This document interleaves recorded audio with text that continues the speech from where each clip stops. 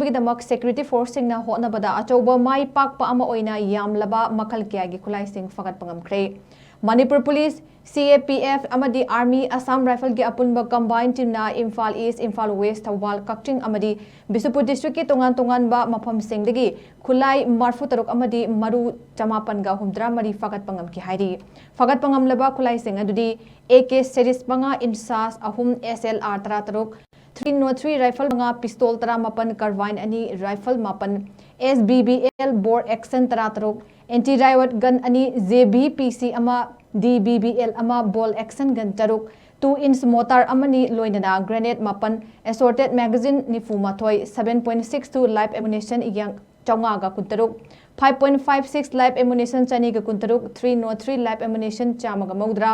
9mm ammunition taret